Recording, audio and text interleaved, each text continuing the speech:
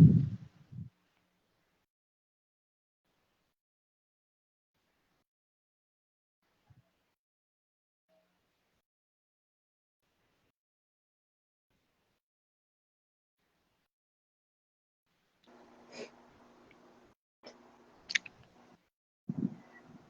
morning. Alright. Sisimulan na po tayo mga kapatid sa ating broadcast sa araw na ito. Kumusta kaibigan? Ikaw ay nasa programa na Kabrad. Kasama si Brad Calix. Ang Kabrad ay para sa Catholic community sa loob at sa labas ng bansa. Layunin nitong alalayan, palakasin at gabayan ang isang Katolikong Pinoy na mas maging malalim pa sa pagkakilala kay Jesus at sa mga aral na simbahang Katolika. Sinusubukan din natin sa biyaya ng Diyos na balansehin ang utak, damdamin at ang paggawa ng mabuti sa kapwa. Kaya't halina't makinig at tuklasin ang turo na simbahang itinatag ng ating Panginoong Hesukristo. Ngayon ay araw ng Lunes sa buwan ng Disyembre 2024. At sa oras na ito, makasama natin si Sister Apple para pagunahan tayo sa pananalangin at sa pagbanggit ng Saint for today. Magandang umaga, kapatid na Apple. Magandang umaga po, kapatid. Isang magandang umaga para sa ating mga live viewers on Facebook. Sisimulan na po tayo. Let us put ourselves in our most holy presence of God. Let us all profess our faith. I believe in one God, the Father Almighty, maker of heaven and earth, of all things visible and invisible.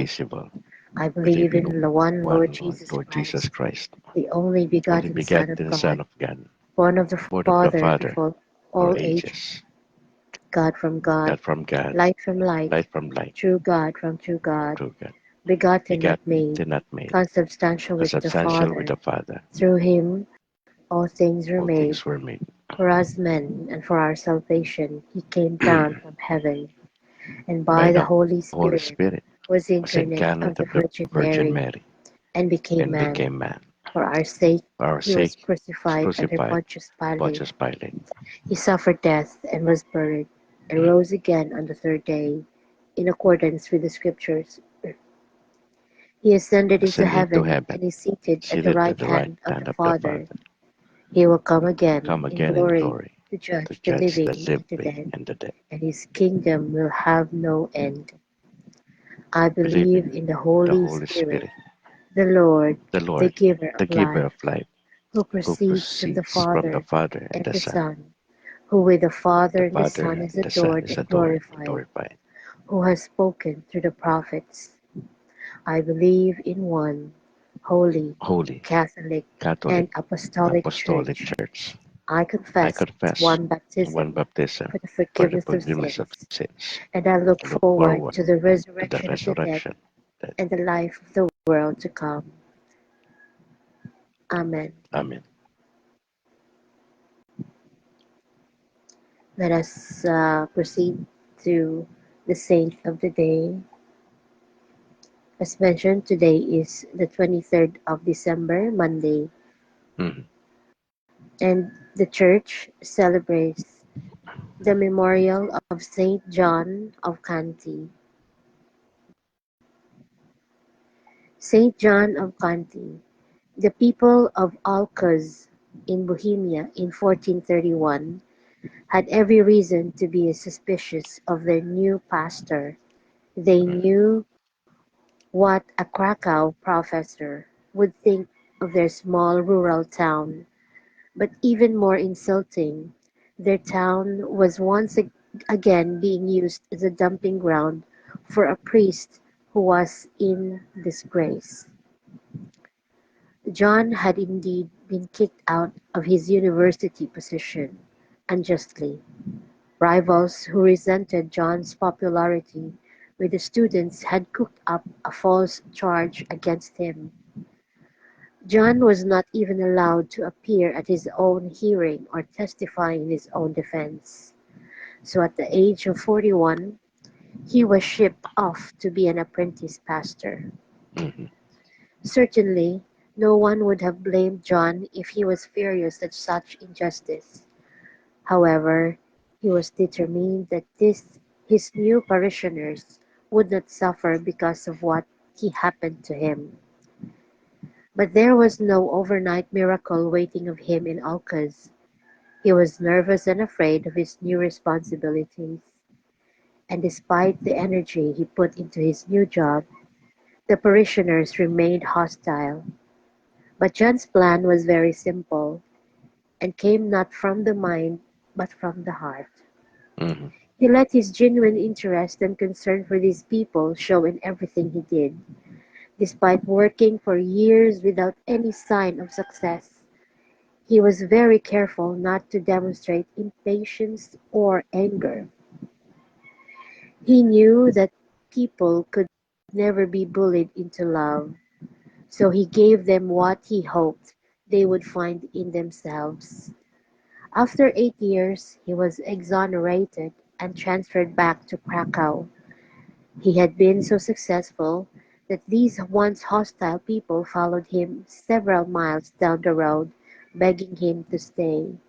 For the rest of his life, he was professor of sacred scripture at the university. He was so well liked that he was often invited to dinner with nobility. Once he was turned away at the door by a servant who thought John's Cossack was too frayed. John didn't argue but went home, changed into a new cassock, and returned. During the meal a servant spilled a dish on John's new clothes. "No matter," he joked, "my clothes deserve some dinner too. If it hadn't been for them I wouldn't be here at all." Once John was sitting down to dinner when he saw a beggar walk by outside. He jumped up immediately, ran out and gave the beggar the food in his bowl. He asked no questions, made no demands. He just saw someone in need and helped with what he had. John taught his students this philosophy again and again. Fight all error, but do it with good humor, patience, kindness, and love. Harshness will damage your own soul Mm-hmm. and spoil the best cause. Mm-hmm. Let us offer one Hail Mary for the intentions of all who are with us right now. Hail Mary, Hail Mary, full of full grace, of the grace. Lord is with The Lord you. is with you. Blessed art thou Blessed are amongst you, women, women. and blessed is the Blessed fruit of fruit thy of thy womb, womb, Jesus. Jesus. Holy Mary, Holy Mary, Mother of God, Mother of God, pray pray for for us us sinners, sinners, now and at the now hour at of the our hour of death. our death. Amen. Amen. Saint John of Canty, pray for us. In the name of the Father, and of the Son, The Son and of the and the Holy Holy Spirit. Spirit. Amen. Amen. Good morning, everyone. Meron kayong announcement, kapatid, sa inyong parokya?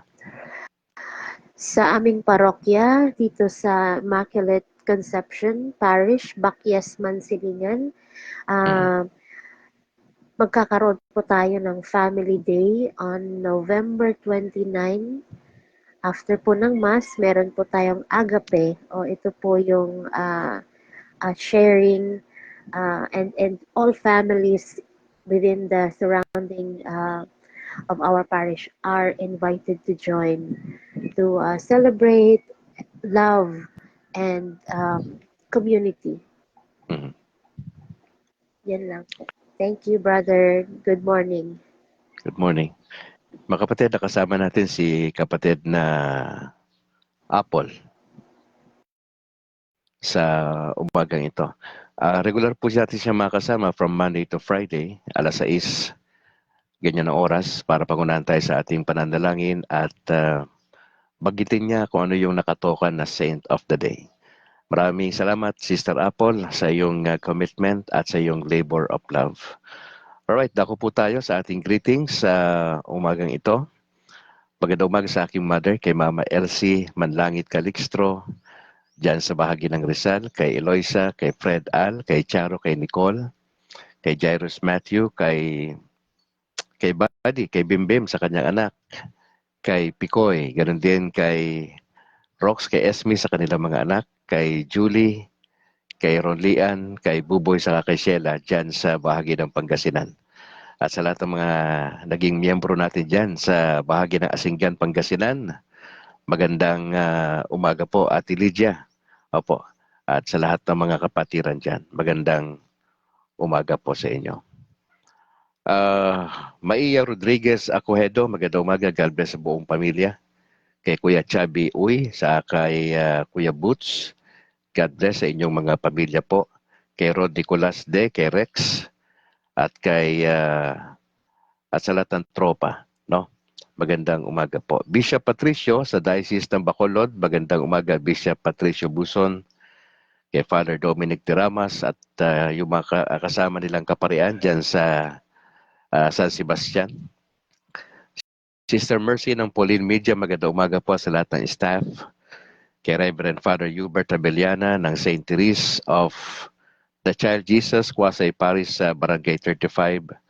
Pads, magandang umaga po sa lahat ng mga parishioners at mga leaders nyo. Ganoon din kay Reverend Father Brendan Ray Gamal, ang Spiritual Advisor ng CFD. Pagbati rin sa lahat ng mga kasama sa Catholic Faith Defenders sa Bacolod, Granada, Talok at Kabangkalan. Kay Bro Herald Deloso, dyan sa Granada, kay Pepito Barbon at kay Rod Nicolas, kay Rex, at sa lahat ng mga kapatiran po natin dyan, maraming salamat. Kompletuhin ko yan bukas para hindi natin nasulat yung iba. Sa CFD naman sa Diocese ng Bacolod, kay Doc Ray Entilla, magandang umaga po. God bless Doc sa buong pamilya. Kay Christian Paul Gailan, ang aming presidente, magandang umaga. Kay Harvey Angki, ang Vice President. George Quiles, ang Secretary, at si JB Akma, ang treasurer. Magandang umaga po sa inyo. Ganoon din sa aking parish priest dito sa San Juan Nepomuceno Parish Church sa Sumag, kay Reverend Father Luan Torrefranca. Pads, magandang umaga po. Ganoon din kay Reverend Father Robert Christopher Nobles at sa lahat ng mga kapatiran po. Seminarian Simon, good morning. Ganun din kay Seminarian Ken Casiano, kay Sister Balu ng Parish Council at si Bro Bernardo Apoyon and Company. Maraming salamat po. Mga kapatid, kung meron kayong pagkakataon ay pakinggan nyo ang Factbusters PH sa YouTube. I-type nyo lang ho yan, Factbusters PH. At kung kayo may mga gustong itanong ay maaari kayo lumiham sa factbusters.ph@gmail.com. Sa kanilang Facebook page, The Beloved Catholic. Opo. Binabati rin po natin ang binalbagan servants of the Divine Mercy. Again, si Kuya Chubby Martin and Bro Boots. Uy, magandang umaga po. Si Bro Pabs Gonzales, John Ingles, ang grupo na All for Jesus Life Ministry, si Bro Johnny Bigay, Willie Canseco, Joseph Benedicto. Magandang umaga po sa inyo.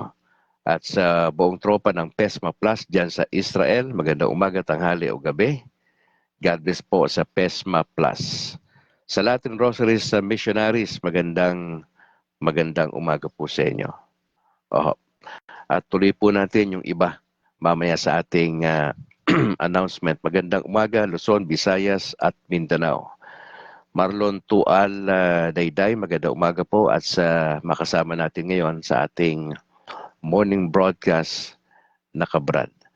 Tayo po'y dadako na sa ating reflection for today. Babasa tayo sa Luke chapter 1, verse 31 to 45. Ang sabi rito, soon afterward Mary got ready and hurried off to a town in the hill country of Judea. She went into Zechariah's house and greeted Elizabeth. When Elizabeth heard Mary's greeting, the baby moved within her. Elizabeth was filled with the Holy Spirit, and said in a loud voice, "You are the most blessed of all women, and blessed is the child you will bear. Why should this great thing happen to me, that my Lord's mother comes to visit me? For as soon as I heard your greeting, the baby within me jumped with gladness. How happy you are to believe that the Lord's message to you will come true." Mga kapatid, kahapon, binigyan natin ng emphasis yung si ang ina ni Jesus, di ba? Si Virgin Mary. Ngayon, bigyan natin pansin si Elizabeth mismo. Magpinsan ho ito eh. Opo. Ano makikita natin dito kay Elizabeth? Siya po ay binisita ni Mary. Okay? Ang eksena nandun sa kanilang lugar sa Judea. Alam po ba ninyo kung gaano kalayo ang nilakbay ni Maria papunta sa Judea, doon sa lugar nila Zechariah at Elizabeth? 150 kilometers. Wala pa naman hong series noon, wala pa naman hong mabibilis na sasakyan. Imagine mo 3 buwang buntis si Maria nung panahon na yon, at 6 na buwan naman na nagdadalang tao si Elizabeth. Imaginein mo yung eksena. Parehas buntis ang magpinsan na ito at nagtagpo ho sila. At nung bumisita ho si Mary kay Elizabeth, ano po yung naging reaksyon ng bata sa sinapupunan ni Elizabeth? Gumalaw po. Now, sino po yung ipinagbubuntis ni Elizabeth nung panahon na yon? Si John the Baptist, na siyang mauunang ilabas. Tinawag po na forerunner si John the Baptist, bagamat hindi si John the Baptist yung ating pakay sa ating usapin ngayon, kundi yung kanyang nanay na si Elizabeth. At ang sabi ho doon, the baby moved within her. At pangalawa, sabi ng salita ng Diyos, Elizabeth was filled with the Holy Spirit. Nabibihira po yung tao sa Biblia na napupuspos ng banal na Espiritu. Mga selected individuals lang ho yan sa Gospels.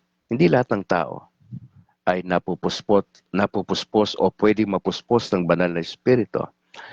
Ibig sabihin ng filled with the Holy Spirit, yung presensya ng banal na Espiritu ay naramdaman ni Elizabeth. Now tayo naniniwala sa turo na simbahan na ang banal na Espiritu po ay bahagi ng tinatawag nating Godhead o ng Trinity. God the Father, God the Son, si Jesus, at ang God the Holy Spirit. Hindi ho tayo naniniwala na 3 ang Diyos. Isa lang ho ang Diyos, pero expressed in 3 persons. Pero ibahin mo si Jesus, kasi si Jesus ay divine person. May 2 kalikasan kay Kristo. Siya po ay tunay na tao, 100%, at tunay na Diyos. At dito sa eksena, na makita natin yung paggalaw ng banal na Espiritu, hindi lang sa buhay ni Maria, kundi sa buhay din po ni Elizabeth. Elizabeth was filled with the Holy Spirit. Now, paano ito nangyayari sa atin bilang mga Katoliko, mga kapatid? Alam natin nung tayo po ay may dinadaan ng proseso sa Katoliko Para masabi ho natin tayo ay legit na Katoliko sa Pilipinas, kinakailangan yung magulang mo Katoliko. At ikaw mismo ay nabinyagan sa simbahan ng Katoliko.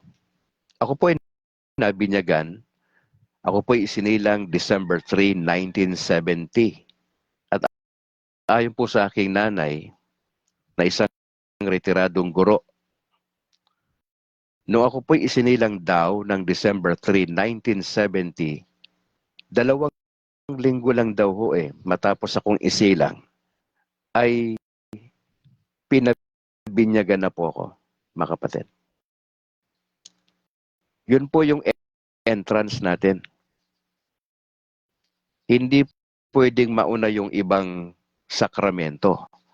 Lahat ng legit na Katoliko ay dumadaan sa proseso ng binyag. Sino nagdi-decide niyan? Yung magulang. In absence nung bata, yung kung sino man ang tumata yung ikalawang magulang dyan. Bakit? Napakahalaga ang binyag sa atin. Yan ang pasimula. Yun yung entrance. Yun ang dapat sundan. Yung binyag. Pagkatapos yan, ako-confirm ng bishop. Ako po ay na-confirm after, 54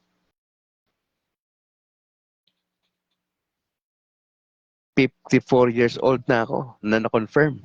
Imaginin mo, 1970 ako nabinyagan sa Katoliko. Tapos naging baptist po ako ng mahabang panahon. Ang edad ko ngayon, 54 na. Na-confirm lang po ako October 26, 2024. Imaginin mo from 1970, yung pagitan niya 1970 at yung pagitan ng 2024, baptist po ako niyan. Na-confirm po ako etong taon lang, October 26, ni Bishop Patricio Buson. At alam niyo po ba kapag kayo ay nako-confirm, ibinibigay po yung banal na espiritu. Doon sinasabihan tayo na kinukonfirma yung ginawa mong binyag na ginawa sa'yo, mas pinagtitibay pa yung pagiging Katoliko mo. Now, ang tanong, dumaan po ba kayo sa confirmation? Na-confirm ho ba kayo ng bishop? O baka maraming Katoliko sa Pilipinas hindi dumaan sa confirmation, pero dumadalo sa misa. Ang problema natin dyan, hindi tayo naturuan. Baka hindi po kayo dumaan sa catechism. Opo. Importante ang binyag, ang confirmation. Sapagkat dun yung galaw ng banal na espiritu, mga kapatid. Kaya no wonder sa mga kaibigan nating Katoliko na hindi nako-confirm, hindi makita sa buhay nila ang galaw ng banal na espiritu. Kasi nga hindi pa nako-confirm, hindi pa napagtitibay ang kanilang pananampalataya ng bishop. Ang kasi pwedeng gumawa ng confirmation po ang bishop eh. Kung sakalang hindi magagawa ni bishop, meron siyang itinatalaga na pare para gawin ang pagko-confirm. Sabay-sabay po yung ginagawa. At ang pinakalayunin ng confirmation para papagtibayin ang pananampalataya mo bilang Katoliko. Na sinasabihan ka sa araw na ito, babalikan ko yung confirmation ko October 26, 2024. Na sinasabi sa akin doon, ikaw Alcalixtro, ang banal na espiritu ay sumasayo, ipaglaban mo ang pananampalataya bilang Katoliko. Yun po ibig sabihin ng confirmation. Pinagtitibay yung pananampalataya mo kasi yung banal na espiritu ay gagalaw, kikilos sa buhay mo bilang Katoliko at harinawa makita sa buhay, sa pagninegosyo bilang estudyante, makita na magtatagumpay ka sa kasalanan. Pangalawa, maipagtatanggol mo ang aral ng simbahang Katoliko. Yan po ang ibig sabihin ng confirmation. Now, kung hindi pa ho kayo nako-confirm, antayin nyo ang schedule ng confirmation ng bishop. Ha? Opo, dumaan kayo sa proseso. Kasi pag hindi kayo dumaan sa tamang proseso, hindi po kayo legit na Katoliko. Opo, yun po yung gusto nating sabihin dyan. Nakita natin dito yung paggalaw ng banal na espiritu kay Elizabeth and said in a loud voice, "You are the most blessed of all women." Nung magkitang magpinsan na si Elizabeth at saka si Maria, nabulalas na sabi niya in a loud voice, "You are." Yung personal pronoun na you doon ay binabanggit niya ay si Mary, the Virgin Mary. You are the most blessed of all women. Sino po nagsabi nito? Si Elizabeth. Sino sinabihan niya? Si Maria. Now, bakit niya nasabi na you are the most blessed of all women? Sapagkat she was filled with the Holy Spirit, mga kapatid. And blessed is the child you will bear. Dalawang bagay sinabi ni Elizabeth nung magkita sila na magpinsan na ito, na ikaw ay bukod tanging pinagpala sa karamihang kababaihan ng mga Hudyo. You are the most blessed of all women. At pangalawa, sinabi niya, yung dinadala mong bata sa iyong sinapupunan ay blessed din. Tapos sabi niya sa verse 43, why should this great thing happen to me? That my Lord's mother. Inacknowledge ni Elizabeth na itong si Virgin Mary ay the Lord's mother. Ang eksena, binisita ni Virgin Mary si Elizabeth. Kung lalagyan mo ng title to sa mensahe, ang pagbisita. Yeah. Okay, ang pagbisita. Yan. Opo. At nakita natin dito yung kwento na naging maayos ang nangyaring pagbisita. At ang sabi ni Elizabeth na, why should this great thing happen to me? Ano po yung great thing na binabanggit ni Elizabeth? Yung pagbisita ng kanyang pinsan.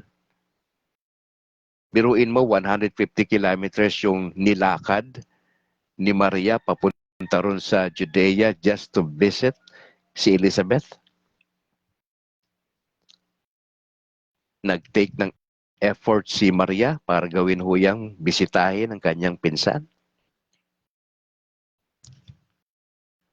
For as soon as I heard your greeting, ano pa nangyari? Ano sabi po doon? The baby within me. Ano yung reaksyon ni John the Baptist na hindi pa isinisilang? Ano po yung reaksyon ng bata doon sa sinapupunan ni Elizabeth? The baby within me jump with gladness. Wow. Yun po ba'y literal? Opo, literal po yun. Pero nakita mo bang nagtatumbling po? Hindi mo nakita. Kasi naandun sa sinapupunan ni Elizabeth. Pero literal po yun na gumalaw. Okay? Gumalaw ang bata sa sinapupunan nung mag-greet lang itong si Mary. The baby within me jump with gladness. Bakit kaya? Nag-jump for gladness ang soon to be na ilalabas pa lang na bata na sanggol na si John the Baptist. Siyempre, magpinsan yan sila ni Jesus Christ. Mauuna lang siya eh. Mauuna lang siya ng ilang buwan at kasunod na isisilang ang tagapagligtas. Hindi pa man siya nakapagsasalita, naandun pa lang siya sa tiyan ng kanyang nanay. Natural na matuwa si John the Baptist sapagkat nariyan na ang tagapagligtas. Nakakatuwa kasi mula sa kasalanan ay meron ng magliligtas. Bagamat hindi na binanggit yan dito sa salita ng Diyos. Now, sinabi pa niya sa panghuli, talatang 45, how happy you are to believe that the Lord's message to you will come true. Mga kapatid, ano reflection natin for today? Ano reflection natin, mga kapatid? Una, nasain po natin na mapuspos tayo ng banal na espiritu. Papaano at kailan nangyayari yan? Mga kapatid, kung hindi pa ho kayo dumadaan sa confirmation, malabong mangyari yan. Dumaan kayo sa proseso, sa tamang proseso.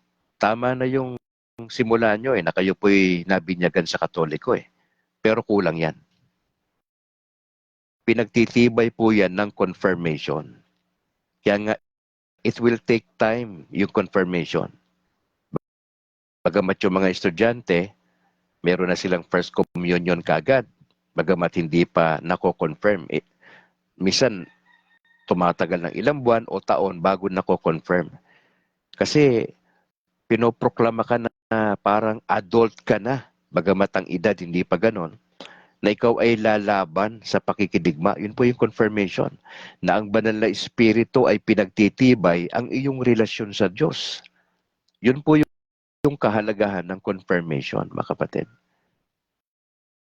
Nasain po natin mapuspos ng banal na espiritu. Paano pa nangyayari yan? Now, just in case na confirm na po kayo, paano tayo napupuspos ng banal na espiritu? Mga kapatid, may desire ka na magbasa ng Biblia. May desire ka na dumalo sa misa. Yan po yung palatandaan na puspos tayo ng banal na espiritu. Na hindi ka na nakikipag-argumento pa sa Diyos kung dadalo ka ng misa ng linggo o hindi. Mamimili lang po tayo, di ba? May iba't ibang oras ng pagdalo sa misa. Hindi naman sinasabi ng simbahan na lahat ng misa daluhan mo. Hindi ho. Walang ganong aral. Ang sinasabi, dapat pagkalinggo, nandun ka sa simbahan. Mamili ka ng oras. Huwag mong gawing shopping ang Sunday o di kaya family day. Pwede naman Pagkatapos dumalo sa misa, di saka kayo mag-mall. Uunahin muna ang pagdalo sa misa. Kasi yung sinasadya na hindi pagdalo sa misa ay mortal sin po yan, ayon sa ating mga pare. Mortal sin po yan. Pag hindi ho tayo dumadalo sa misa, sinasadya natin, wala ka namang sakit, normal ka naman, okay naman sa bahay, maganda naman ang panahon, hindi ka naman apektado ng pumutok ng Bulkang Kanlaon na hindi ka pwedeng bumiyahe. Pero kung wala namang rason, bakit hindi tayo dadalo sa misa? Doon kasi natin nakikita galaw ng banal na espiritu At yung pagro-rosaryo natin, mga kapatid, ako honestly, hindi ko pa ito masyadong parang nape-perfect kasi ilang buwan pa lang akong Katoliko Ilang buwan pa lang ho. October lang ho ako naging miyembro officially ng simbahan dito sa Sumag. Ilang buwan pa lang, nag-i-struggle din ako. Karamihang dasal ko po diretsa sa Ama. Pero nagsusumika po ako na itong rosaryo na ito na mahalagang bahagi na ng buhay ko ngayon bilang Katoliko ay unti-unti. Hindi naman ho pwedeng mabigla yan Kasi pansinin mo, baptist ako pastor ako Hindi kami gumagamit nito hindi mo ako pwedeng expect na antimano to, kabisado ko. Hindi ho, it will take time. It will take time, mga kapatid. Pero kayo na matatagal na, 10 taon, 20 anyos na kayong Katoliko. At kung wala po kayong panahon para dito, may problema tayo. Huwag nyo nang expect na mapuspos ng banal na espiritu. Kasi kung wala po kayong ganito, baka nga po wala kayo nito Ito, regalo lang sa akin to ng aking mahal at nire-respetong pare dito sa San Juan Nepomuceno. Regalo niya ho ito sa akin. Niregaluhan niya ako nito. At itong regalo na ito ay chine-cherish ko ito. Pag natutulog ho ako, nakalagay ito sa aking leeg.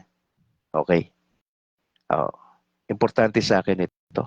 Dati binabaliwala ako to Lalo na galit ako yung nandyan may nakasabit. Ay naku, galit na galit ako dati dyan. Kami, gumagamit din ng krus pero walang tao. Pero tayo, yung Katoliko, hindi pwede sa atin yung walang tao. Ang legit, yung may tao dyan sa krus. Yun yung Katoliko. Ang evangelical, gumagamit ng krus pero walang tao. Tayo, meron dyan tao. Importante sa atin yan. Makatulong ho yan, mga kapatid. Ano pa? Meron kang apostolate. Kasi hindi mo makikita galaw ng banal na espiritu kung wala kang ministry. Ang tawag namin yan, ministry yung apostolate. Ano ba ginagawa mo? Ano bang involvement mo sa simbahan? O padalo-dalo ka lang ng misa? Tandaan po ninyo, iba ho yung dumadalo kayo sa misa. Iba ho yung nakikibuhat kayo sa pasanin sa simbahan. Makinig po kayo, mga fellow Catholics. Kung kayo po ay pasimba-simba lang, wala ho kayong ambag sa simbahan, ay mali po yan. Bakit naman, Brad Calix, mali? Mga kapatid, hindi lang tayo inuutusan na dumalo sa misa. Ito nga problema, dadalo ka sa misa, late ka pa eh. Dadalo ka sa misa, nagsiselfone ka pa. Dadalo ka sa misa, parang lumulutang yung utak mo. Nag-humili na si Father, saan ka pa nakatingin. Late ka na yan ha, tapos nagpapasaway ka pa. Mga kapatid, importante itong sinasabi ko. Kaya nga sabi ko, seryosohin natin ito. Gusto nyong makita ang galaw ng banal na espiritu? Huwag lang kayong dumalo-dalo sa misa. Ma-involve ka sa ministry. Sumama ka. Maraming ministry dyan. Maganda ba boses mo? Sumama ka sa choir.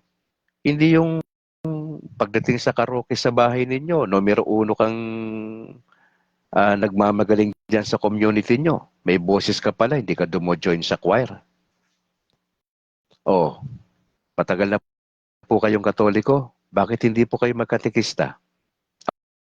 Ako po, nagsasanay po ako bilang katekista. Ganun po ako kaseryoso sa pinasok ko. Hindi ako pumasok dito sa Katoliko para magpakyut. Hindi ho. Inaral ko po kasi ito. At hindi po ako, ayoko yung ordinaryong Katoliko lang na pasimba-simba lang. Pag feel ko na magsimba, magsisimba ako. Pag ayaw ko magsimba, hindi. Hindi po ganun. Seryoso akong Katoliko. Ako po yung pastor na Katoliko. Opo. Kaya nga po, binabanggit ko to sa inyo kasi po, mahalaga po ito. Huwag po kayong makontentong dumadalo lang sa misa, tas okay na kayo. Parang check attendance lang kayo kay Lord. Hindi ho. Ayaw ni Lord yan, check attendance lang tayo.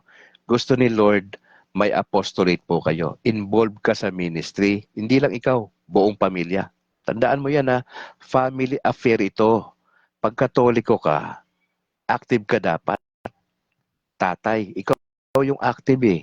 Hindi yung nanay. Ikaw ang active dapat, ang tatay. Kasi pagka ang tatay active sa simbahan, tapos may apostolate yan, may ministry yan, as si Lord, thumbs up sa'yo. Pati yung paris mo matutuwa sa'yo eh. Thumbs up. Oo. Di ba? Mga kapatid, magtanong-tanong kayo sa parish priest niyo. Saan kayo mai-involve? Huwag mo sayangin yung talento mo, kaibigan. Gusto mong makita galaw ng banal na espiritu sa'yo? Join ka sa ministry. May pwede kang gawin eh. May pwede kang iambag, di ba, sa pagdodonate mo ng pera sa simbahan eh. Meron kang maiaambag. Meron tayong mga outreaches. E di, sumuporta po kayo sa mga katikista natin. May mga project sa simbahan, kulang ng tao na magtatrabaho.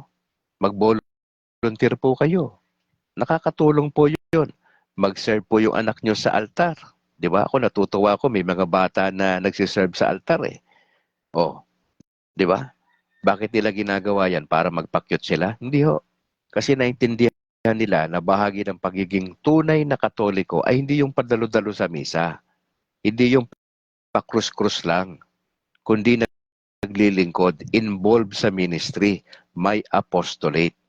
Gusto nyong dumami tayo sa ating simbahan? Sumaya uli, lumago ang gawain ng Panginoon Diyos. Aba, dapat kayo magpakita na kayo. Involve kayo. Suportahan nyo si Father, yung parish priest natin. Sabihin nyo sa kanya, Padre, ano ba maitutulong ko dito? Saan ba ako pwedeng ministry? Yun. Ganun ang attitude. Huwag tayong magpasaway ha. 2025 na po. Naku, ilang araw na lang to. 2025 na to. Tas wala pa tayong plano. Magplano na po tayo, mga kapatid ha. Importante po yan. Importante po yan. Pangalawa, makikita nating lesson dito sa ating reflection. Katulad ni Elizabeth. Matuto tayong i-acknowledge yung ibang kapatid sa ginagawa ng Lord sa kanilang buhay. Huwag tayong mainggit. Talikuran na natin yang sobrang inggit natin. Kung may pinagpapalang kasama tayo sa simbahan, masaya tayo para sa kanya. Huwag na tayong magrereklamo pa. Bakit ganun si kapatid ganito? Ang tanong nga, seryoso ka bang Katoliko? Huwag kang mag-expect ng blessing sa Lord kung hindi ka seryosong Katoliko. Kasi ang patuloy na binibless ng Lord, yung kanyang mga anak na seryoso sa relasyon. Ikaw naman, no? Para kang bago ng bago. Matagal ka na sigurong Katoliko, pero ang attitude, hindi pa rin nagbabago. Mga kapatid, ang pagpapala ng Diyos nandyan lang. Pero, di ba, bilang tayo mga magulang, matutuwa ka ba dun sa anak mo na gigising ng late? Wala namang pasok sa school ngayon. Sino ba yung mas matutuwa ka? Yung anak mo na nagkukusa sa trabaho sa bahay, nagsasaing, nagdilinis ng bahay, nagwawalis, may pakinabang. Ganon din sa Panginoon. May pakinabang ka ba sa gawain ng Panginoon Diyos? Gusto mo nakangiti sa iyo ang Panginoon Diyos? Dapat involved ka sa gawain. Involved ka. You have to change your mind. You have to repent. Changing of one's mind. Palitan mo yung takbo ng isip. Yan ang problema natin. Makapatid, decide ka na. Pag hindi ka magdi-decide magbago, wala mangyayari sa'yo. Nominal Catholic ka lang lagi. Mahirap yan. Passive ka lang, magsimba ka lang, uwi ka na, nagmamadali ka pa. Huwag ganun. Naobserbahan ko kasi yan eh. Di pa nga tapos eh. Nagdadasal pa lang ng blessing yung pare, naglalabasan na yung iba eh. Naobserbahan ko yan sa simbahan namin. Hindi perfect yung simbahan, pero dapat matino ang Katoliko. Matinong Katoliko ka dapat. Hindi ka pa simba-simba lang. Nagmamadali ka pa. Huwag pong ganun, mga kapatid. Gusto natin mapuspos ang banal na espiritu. Sasabihan ni Brad Calix, umayos ka. Yan, umayos ka lang. Maging disiplinado po tayo. Nako, magugulat ka na lang bakit yung blessing ng Lord, bakit ganun. Sumusunod ka sa kanyang kalooban kasi. Pag hindi ka sumusunod, huwag kang mag-expect ng blessing from the Lord. Hindi ka sumusunod. Tandaan mo yan. Walang blessing kapag rebelde kang anak. Tandaan mo yan. Pasok mo sa isip mo yan. Walang blessing pag hindi sumusunod. Gusto mong blessing from the Lord? Ha? Maski na marami kang challenges sa buhay, parang magaan lang din. Ha? Hindi ka hirap?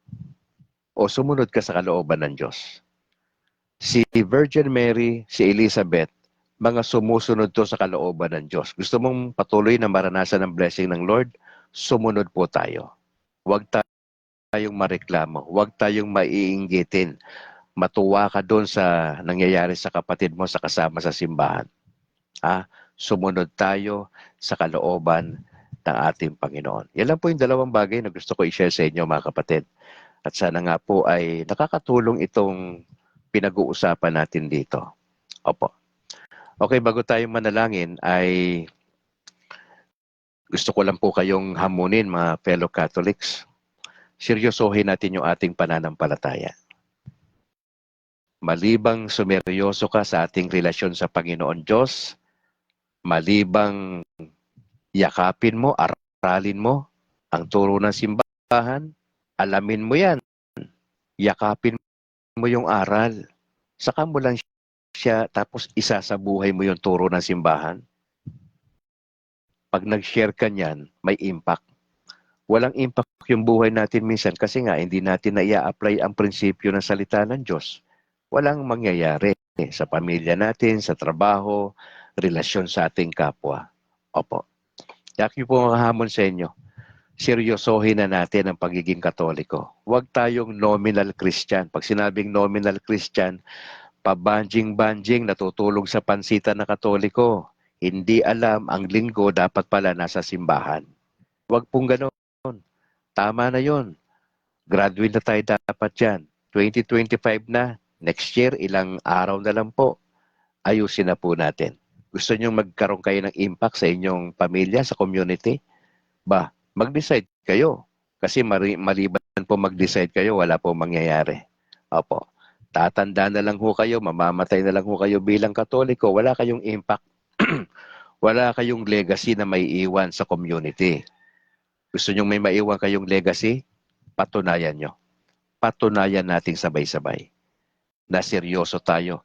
Simula itong papasok na 2025 sa biyaya ng Panginoon Diyos, para sasabihin mo, ako, si Al Calixtro, ay magsusumikap sa biyaya ng Panginoon na maging matino na Katoliko sa 2025.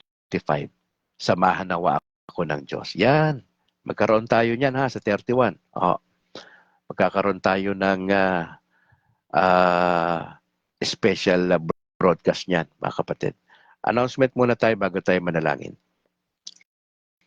Etong Sunday sa 29 ay nagpalabas po ang ADSUM sa Diocese ng Bacolod. Magkakaroon po tayo ng Pilgrim Walk. Lalakad po tayo. Opo, Pilgrim Walk magsimula sa Sacred Heart Seminary, papunta po ng San Sebastian Cathedral. Pagkatapos po niyan, pag nasa Cathedral na, magkakaroon tayo ng Eucharistic Celebration para sa pagbubukas ng Jubilee Year. Hindi po Jollibee Year ha. Hindi ho yan Jollibee Year. Jubilee. Magkaiba ho yun. Bagamat yung dulo ng letra parehas, hindi po ito Jollibee Year. Ito po ay Jubilee. Ha? Opo. Jubilee Year 2025.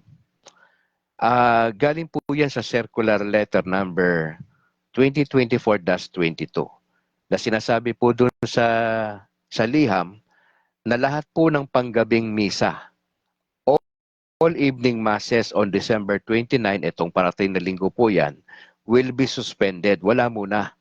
To allow everyone to join the Eucharistic celebration doon sa San Sebastian, dito sa Bacolod. The faithful are encouraged to bring candles with coverings. Tapos parishes are also asked to bring estandarte ng kanilang patron saints to be carried during the pilgrim walk. So tandaan po natin, ito po yung Sunday. Bago po sana mag-alas 6 ay nandun na tayo.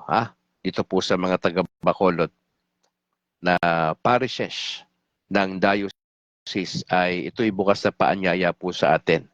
Magkakaroon tayo ng pilgrim walk mula sa Sacred Heart Seminary hanggang San Sebastian Cathedral. Pagkatapos niyan ay susundan ng Eucharistic celebration sa pagbubukas ng Jubilee Year. Opo, yan. Okay, ha? Ayos. At least magkaintindihan na tayo. Announcement, mga kapatid, ay ano nga pala kay Reverend Father Darwin Getgano ng Punto por Punto. Pads, maganda umaga po. At sa lahat ng kasamahan niya sa Punto por Punto, kay Bro Wendell Talibong, kay Bro Jando, at sa lahat. Ang tabayanan nyo next year, ang tambalang Brad and Noe. Kilala nyo naman si Bro Noe Dora, di ba? Ang kauna-unahang protestante na na-convert sa Pilipinas sa Katoliko. Meron kami tambalan na Brad and Noe. Once a week po yan. Pag-usapan pa namin kung anong araw kami magtatambal. Kung saan man siya nandun, kasi nagtatravel ho madalas yan si Bro Noe. Kung nasaan man siyang lugar, makikita nyo kami sa screen dito sa aking broadcast. Opo. Pag-pray nyo kami ha, yung tambalan na yan, once a week lang po yan. Pangalawa, magsisimula po ako magbalita. Ako po ay dating reporter sa radyo. Opo. Sa DYBS dito sa Bacolod. Nagbabalita po ako. Yun po yung talentong binigay ng Lord sa akin. Paano gumawa ng balita at binobroadcast ko po yan sa radyo. Opo. Gagawin po natin yan dito sa ating sa Brad Calix. Araw-araw po yan, pero alas 12 ng tanghali yan ang pagbabalita. Mga 7 to 10 minutes po ang haba niyan.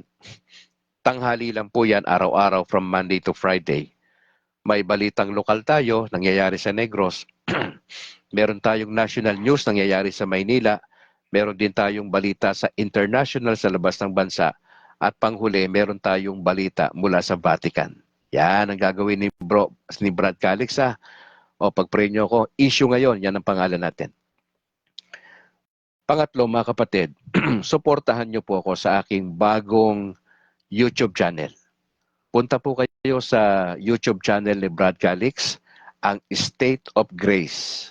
Type nyo yan sa YouTube, State of Grace TV. Hindi po yung sakit na TV ha. Opo, iba po yun. TV. Ayan. Television. Parang ganyan. Oh. State of Grace TV. Suportahan nyo po si Brad Calix bago nating yung YouTube channel. At nagpapasalamat tayo kay Kabornok na umalalay sa atin. Sila kapatid na yung kapatid ni Rex na umalalay po sa atin. Oo, na mahusay po yan sila. Opo, salamat po sa Panginoon dahil meron tayo nitong State of Grace. So pag-pray nyo yung content yan mga kapatid ha. Once a week lang din ho yan pero ang ating regular broadcast, hindi na ito Kainos Live. Magsimula ng January 1, 2025, kabrad na ho tayo ha. Wala nang Kainos Live. Kabrad na ho ang pangalan natin. Yan yung ating gagawan ho ng bagong Facebook page yan o ito na ito yung ginagamit kong profile. Aayusin na lang ho natin ito para mas maging maayos. Paki-like and share. Yun po yung pakiusap ni Brad Calix po. Paki-like and share. Pwede po kayong mag-comment mga kapatid. Pwede nyo ilagay yung birthday ng asawa nyo, anak, para mabati ni Brad Calix. At pakisama yung parish priest nyo at kung saan po kayong location ha, mga kapatid. Gagawa po ako ng GC para po sa mga OFWs natin. Meron tayong mangilang-ilang kapatiran na sumasama rito sa broadcast ng Kabrad na nasa Ireland, nasa Japan, nasa labas ng bansa. Sila po yung pakay natin para ho ito'y kwentuhan, balitaan, panalangin at may word of God. Ito po ay gabi natin gagawin. Once a week lang po ito mga kapatid. Kaya ho, kung kayo po ay may mga kasama na Katoliko, ay po pwede rito. No? Ilalagay ko po yung pangalan nyo kasi na may listahan naman po ako ng mga labas ng Pilipinas po. Ilalagay ko yung pangalan nyo at magsisimula tayo ng January ha. Once a week lang po ito. At panghuli mga kapatid, yung ginawa kong GC, no, ako'y pastor pa, na Pray Tayo Global Ministry, yun po yung ginawa ko. 3 taon na po yan. Ako po yung founder niyan. Pray Tayo Global Ministry, no, ako'y pastor pa. Nagkatoliko na po tayo. So pinalitan na po natin yung pangalan na yan. So ang gagawin nating pangalan ay Catholic Prayer Warriors Global Initiative Network. Napakaikli lang ho, di ba? Maikli lang po yung pangalan natin. Ulitin ko ha. Catholic Prayer Warriors, plural, may S. Prayer Warriors Global. Ibig sabihin, hindi lang ito pang Pilipinas. Initiative. Nagkukusa. Ibig sabihin ng initiative. At network. Pag sinabing network, hindi lang nga ito Pilipinas eh. Global nga po ito. Opo. Ito po ay daily from Monday to Fridays, alas 8 ng gabi hanggang alas 9. Ngayon ang good news, si kapatid na Apple ang leader natin dito. Okay, depende na sa kanya kung paano takbo niyan, pero may word of God yan. May konting reflection yan, mga 10 to 15 minutes reflection. At tatapusin natin sa isang maikling panalangin. Ha? Yan po yan ha. Join kayo. Ilalagay ko yung pangalan nyo, yung nakasama rito sa Kabrad, ilalagay ko po yung pangalan nyo. Ha?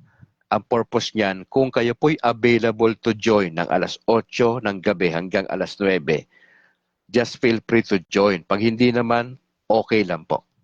Pero kung kayo OFWs, may hiwalay tayong GC. Hindi ko po kayo ilalagay dito ha. May hiwalay tayong GC kung kayo po ay tagalabas ng Pilipinas. Wala po akong pangalan pa pero may ano po yan. Parang usapang OFWs. Yung ating GC i-create dyan. Dali lang ha. May announcement pa ba ako dito? Yon.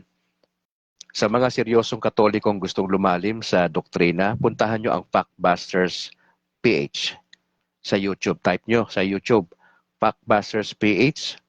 Nandun po yung napakaraming videos na ginawa ni Kabornok. Ine-expose niya paano sagutin ang Iglesia ni Manalo, ang SDA, ang grupo ni Soriano at ang grupo po ni Kibuloy. Doon po umiikot yung video. Paano nyo sila sasagutin ng tama? Punta kayo dyan sa Packbusters PH. At yung sa kanilang FB page na The Beloved Catholic, naku, puntahan nyo po yan, supportahan nyo po yan mga kapatid. At doon po sa mga gustong matuto sa doktrina, kausapin nyo Paris Priest nyo. Sabihin nyo, Padre, meron ba CFD tayo? Kung wala kayong CFD sa lugar nyo, maghanap kayo sa karatig na lugar. Bakit kailangan kayong ma-involve? Kasi inaaral po dyan ng doktrina na simbahan. Dapat alam nyo kasi hindi nyo maipagtatanggol ang pananampalataya kung hindi po nyo alam. Ano pong ginagawa namin sa CFD? Tinutulungan namin ang mga Katoliko na malaman ang aral na simbahan. Ngayon, pag nalaman nyo, pwede nyong depensahan. Tinuturuan namin kayo paano nyo sagutin ng maayos yung mga anti-Catholic. Yan po yung objective ng Catholic Faith Defenders. Ha? Hanapin nyo sa lugar nyo, magtanong-tanong kayo. Ha? Kung sakaling wala, kausapin nyo ako, mag-chat kayo kung wala at titignan natin kung pwede tayong mag-online. Tignan natin ha, kung papayag yung aming theologian dito ni si Cabornok, kung ano pwedeng gawin sa inyo, kung wala kayong makita sa inyong lugar, pero gusto nyong matuto, titignan natin yan. Kakausapin ko si Cabornok kung anong pwedeng mangyari po dyan. Ha? Oo. Ano pa announcement natin? Ito. Oo. Dito po sa aming lugar sa Bacolod, ang San Juan Nepomuceno Parish, Sumag, meron po kaming dinner for a cause. Kung kayo po ay malapit dito sa aming chapel, sa aming simbahan, parish, baka pwede po kayong sumuporta. Meron po kaming dinner for a cause, 500 lang po ang ticket. Oh. Ito po ay inesponsoran lang si Brad Calix itong 500 na to. Opo, yan o. Oh. Oh. Wala po tayong pang 500 kasi wala na po tayong simbahan wala po tayong 10% ngayon Opo, yan o, yan. Ha? O, yun po binigay lang sa atin, ina-announce ko lang ho ito, Dinner for a Cause, ang pagpahayag, a manifestation of talents and variety show for a cause. Yung malilikom ho dito ay pupunta ho ron sa aming pag-i-install ng helicopter ceiling fan. Na huwag kayong mamamali hindi ho kami bibili ng helicopter. Opo, nililinaw ko lang. Yung helicopter po, malaki pong electric fan yan, parang ganon. At nandun po yan sa taas. Opo, hindi po kami bibili ng helicopter ha. Opo, baka yun ang nasa isip nyo. Yun po yung para lang okay sa loob, yung mga nagsisimba. Opo, tulungan nyo po kami. Opo, tulungan nyo po kami. Kung kayo po yung malapit dito sa aming parish, hindi kayo member dyan sa parish namin, pero Katoliko po kayo, maski na sa iba po kayong lugar, makipag-coordinate lang po kayo ha. At yung mga taga Bacolod, pwede kayong bumisita sa admin office para ho kayo mag-inquire patungkol dito sa pina-plug ni Brad Calix na Dinner for a Cause. Yan. Happening on January 5, 2025. Next year pa naman, January. Pero alas 6 ng gabi po yan, gaganapin po yan sa covered court. Ha? Opo. Ako, 0001. Naku, kauna-unahan pala ako, naloko na. Kauna-unahan ako nabigyan nito. Oo, yan. 500 lang po yan. Baka naman. Opo. Oo, salamat ha. At kung kayo po yung taga Bacolod, meron tayong station, DYAF, 1143 kHz. Opo. Makinig po kayo dyan. Download nyo sa inyong cellphone. Pwede kayo mag-drop by po dyan sa ating station. Magkakatabi lang po yan sa San Sebastian na katedral natin, katabi lang po yan yung Bishop's House, at yung nasa gilid po niyan, yan yung ating station, ang DYAF. Oh, pwede naman makita yan sa sa Facebook page po. At pwede kayong tumawag sa 475-0428 at sa kanilang cellphone na 0906-453-1921. Kung mayroon kayong matinding concern ho talaga, gusto nyong makita, drop by lang ho kayo dyan sa San Sebastian Cathedral. Oo, meron tayong security guard dyan, magtanong lang ho kayo. Opo, ha? Meron pa ako isang nakalimutan eh. Aletheas Netcast Bacolod yan. Meron po tayong Doktrina Kristiyano. Ito po ay sa lingwahe pong Hiligaynon. Opo. Every Saturday, 1:00 po yan, kung di ako nagkakamali. At ang host natin dyan ay si Bro Harvey Angke. Pero ang nagsasalita ho ng doktrina at nagpapaliwanag ay si Bro George Quiles. Opo, ha? Yan, kung interesado ho kayo dyan, Aletheia Netcast Bacolod, Doktrina Kristiyano, every Saturday po yan. Mapapakinggan nyo.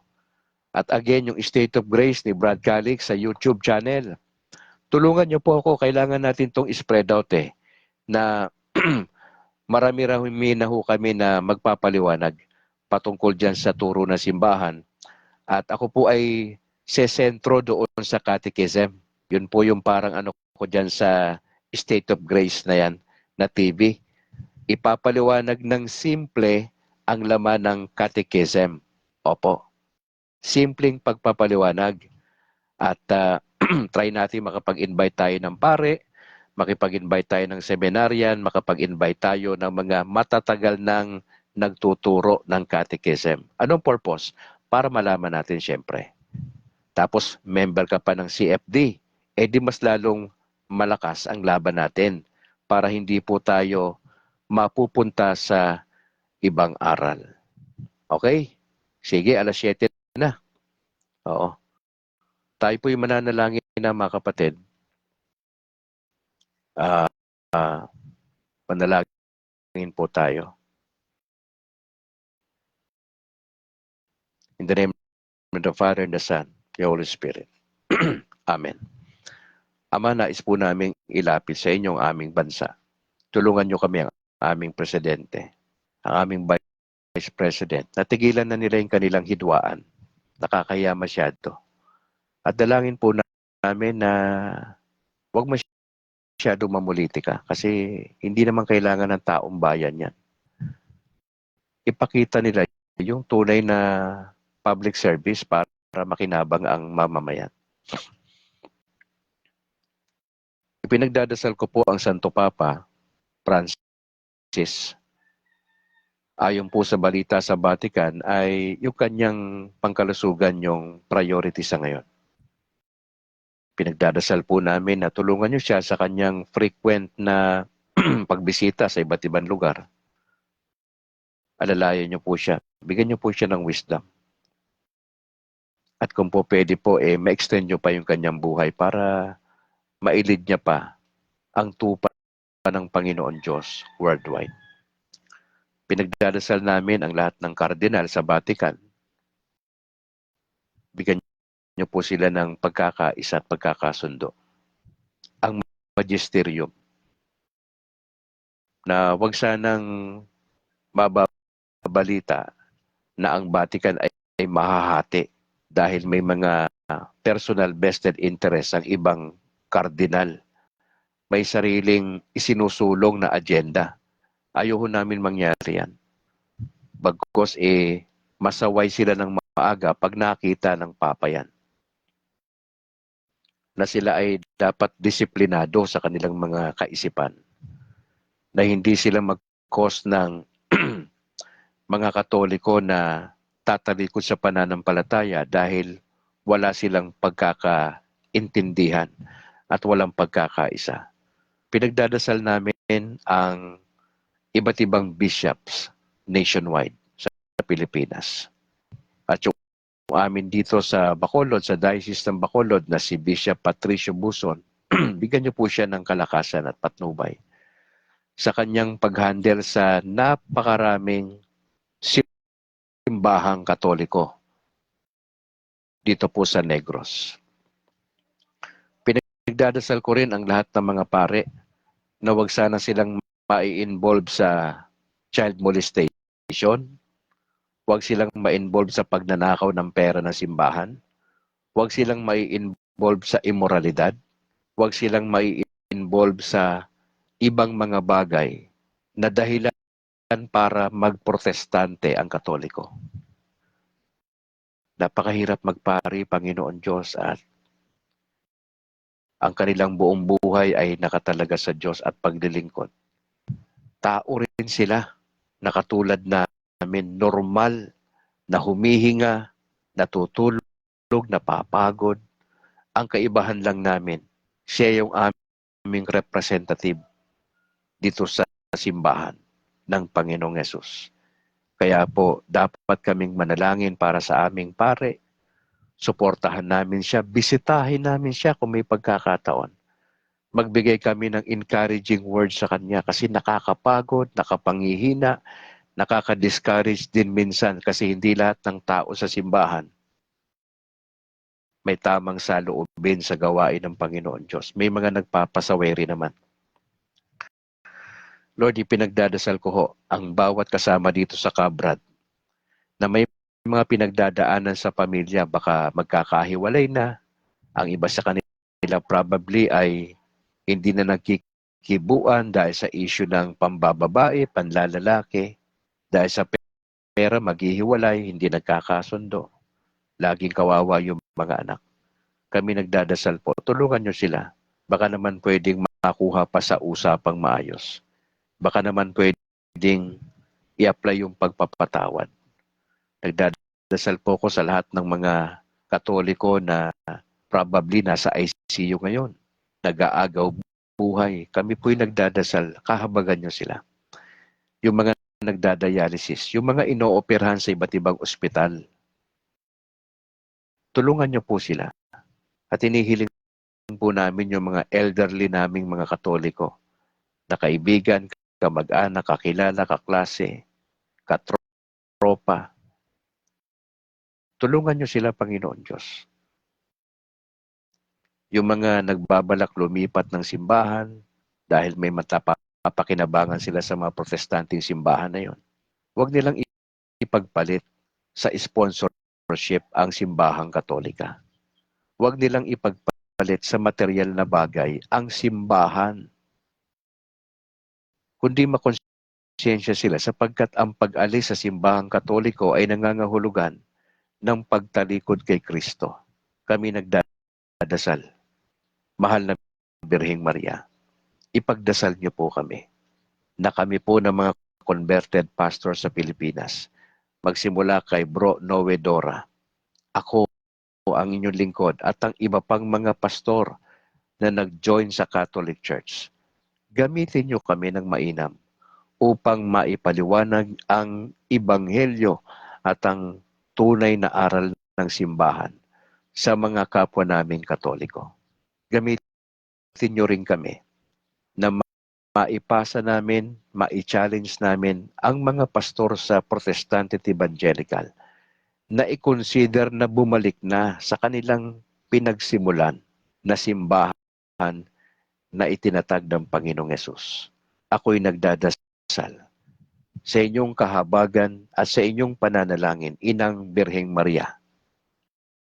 Ipanalangin po ninyo ang programa na ito na Kabrad, ang State of Grace TV at ang iba pa na nabanggit kanina. Kasama sila Father Darwin Getgano at ang buong tropa ng Punto por Punto. Gamitin niyo ho kami. Huwag kaming mahiya. Ipangalandakan ito sa mga tao, sa mga anti-Catholic, na may pag-asa pa hanggat buhay pa sila. Hanggat hindi pa sila namamatay, may pag-asa lagi kay Kristo. Tulungan niyo ho ang inyong lingkod. Maisiwalat ko ng simple at maayos at klaro ang Ebanghelyo sa maraming tao. Ito nawa ang magbunsod sa kanila na magbalik loob sa simbahan. Yung mga natutulog na Katoliko na walang pakialam. Sana mabuhayan sila ng kalooban. Magbalik loob sa Diyos.